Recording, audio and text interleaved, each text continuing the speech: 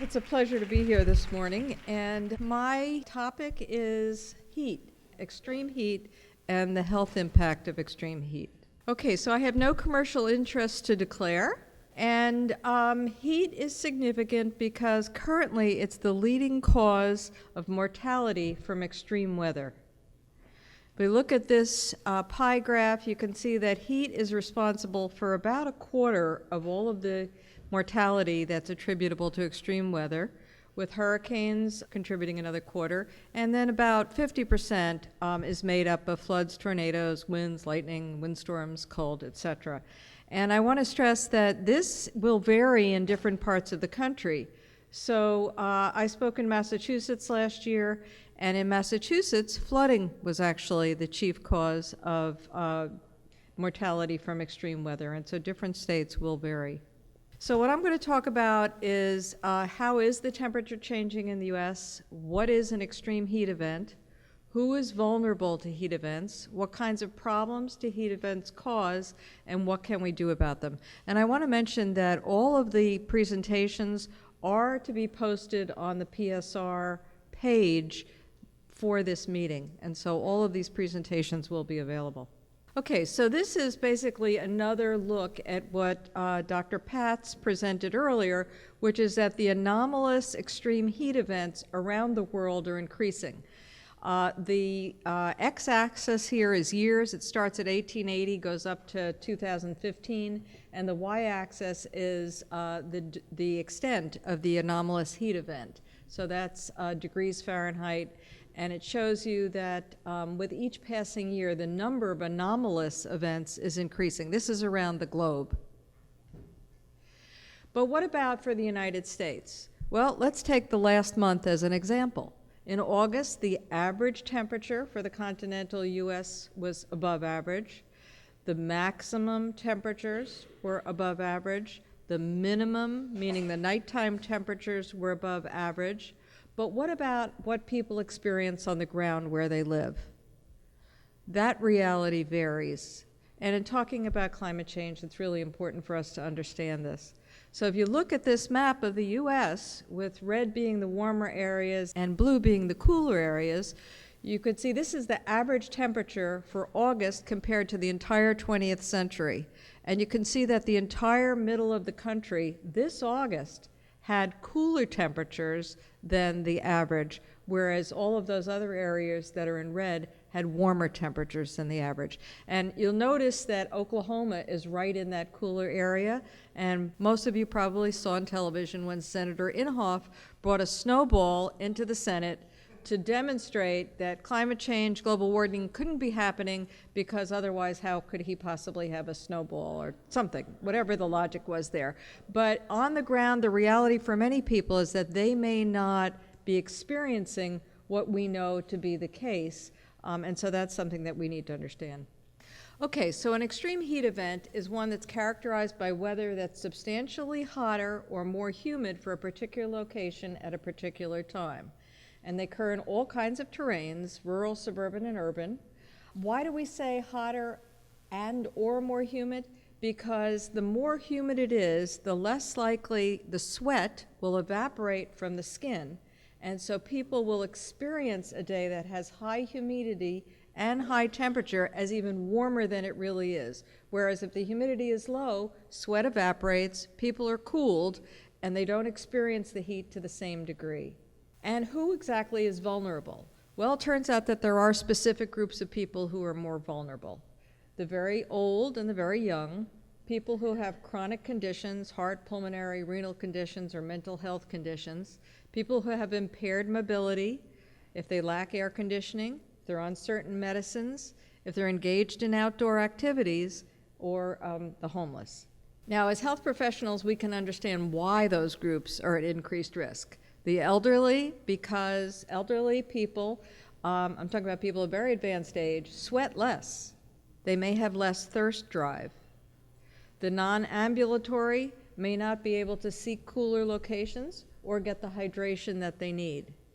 People have cardiopulmonary conditions, then there could be greater circulatory burden, which could push them over the edge. And if they have renal conditions, little dehydration can do the same.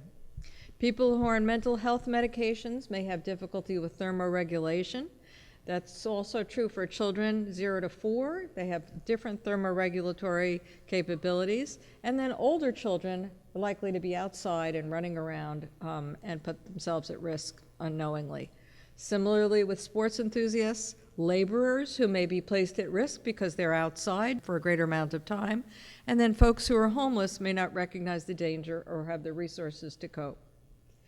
So what can we do about heat illness? Well, if it's mild, can hydrate and get away from the heat.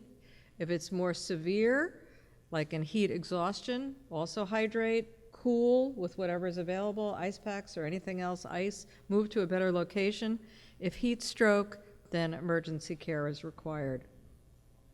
What exactly are the symptoms? Mild, we're talking about maybe heat rash or fatigue. If we're moving toward heat exhaustion, person's likely to be very thirsty, have a tachycardia, perhaps be weak and dizzy, may experience cramping, headaches, nausea, vomiting, profuse sweating.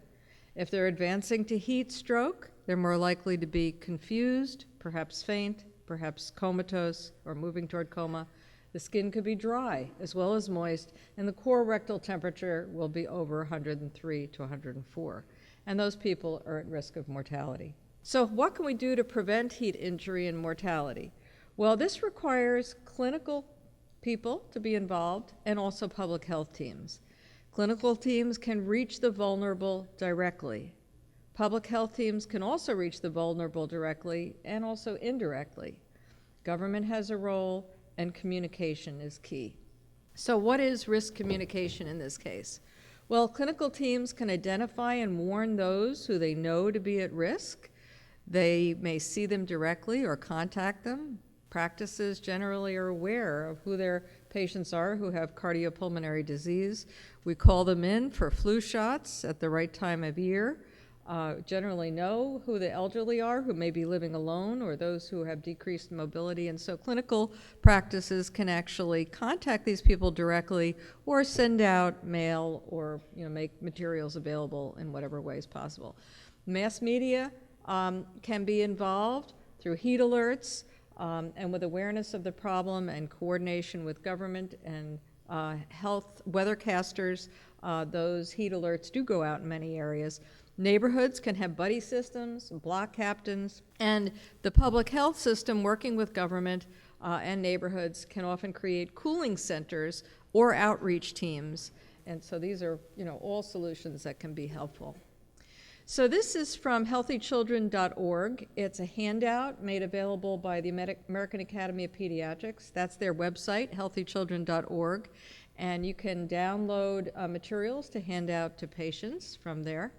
This is an example of a poster that was put together by the Public Health Institute in California. We actually did some public testing of this poster, and it's really meant just to be an example of the kinds of posters which could be very useful in this situation. This shows the urban heat island.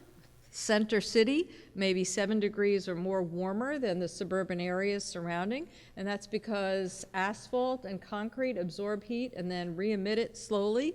There's less, because the wind is blocked, the cool air can't move around and cool down the city, and then there may be also fewer green cooling spaces. Trees transpire, they actually put moisture into the air, which evaporates, and then that can cool down the air around the trees. So it's not just the shade, which obviously is also a factor, but also that transpiration that makes a difference. And this slide is meant to represent some of the adaptation in areas that are working to make a difference. These slides are actually from Philadelphia, which had about 118 heat deaths in 1993 from a heat wave, and then implemented cooling centers, made announcements over the media, and identified people with block captains and got them to cooling places. This is an example of a handout put together by the Baltimore City Health Department, and it says Code Red Heat Alert Fact Sheet for Caretakers. And this is meant as an educational sheet for people who may be taking care of those who are elderly or have decreased mobility. And then this slide shows the community strategies that can make a difference in saving people from extreme heat events. And so in the middle there, you've got a green roof, which keeps a building cooler. The lower right are white roofs, which reflect the heat back into the atmosphere and can also make buildings cooler.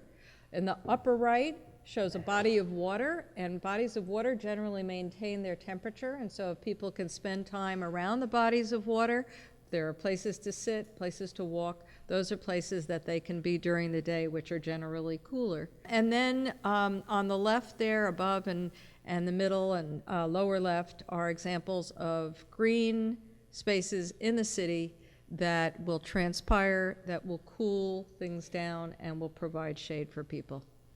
So this is a booklet that is offered by the CDC. It's at the CDC website, Climate Change and Extreme Heat Events. It has a great deal of useful information, and if you want something else to use as a reference, I highly recommend this.